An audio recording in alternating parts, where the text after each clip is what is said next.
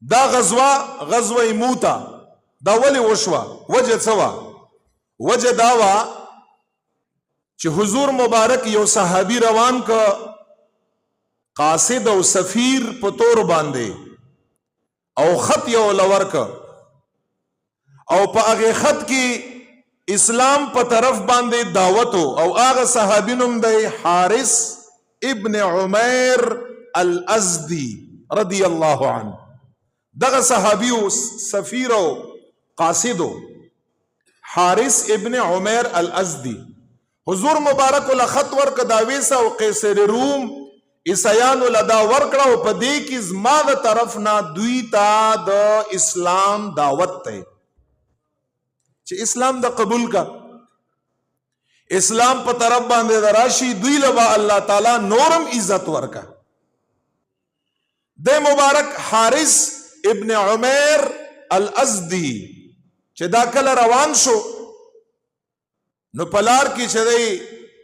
شرحبیل غسانی دا د قیصر روم چې دی د هغه گورنرو قیصر روم پلار کې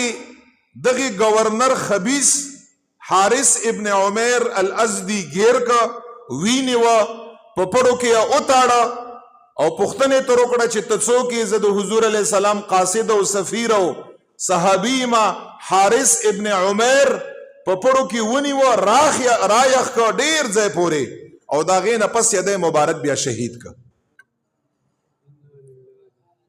او دا یاد لرا په هغه زمانہ کې ډیر قاصدان سفرا سفیران کافران حضور مبارک لراغلی دي او داسې قاصدان پیغمبر علیہ السلام لراغلی دي چې حضور مبارک ته یا په مخ باندې ویلي چې ته د الله اخرنی پیغمبر نه داسې کسانم خو حضور مبارک ورته بیا ویلي دي چې کچرته د سفیر او د قاصد مرګ او قتل جایز وای ما بنن تاسو قتل کړي وای خو چون کې تاسو قاصدین یې سفیران یې او د سفیر او د قاصد قتل دا حرام دی په اسلام کې حضور مبارک نه دی قتل کړي او چې چا به سفیر او قاصد قتل کا دا بداسي او لگا هغه خلق سره اعلان جنگ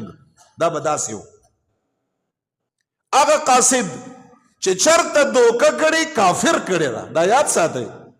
چرته دوکا چرته غلط کار دهشتګردي چې کړي دا نبی علیہ السلام زمانه نه دا کافر کړي. اسلام مونږ د امن دین دی دا یاد ساتئ مونږ امن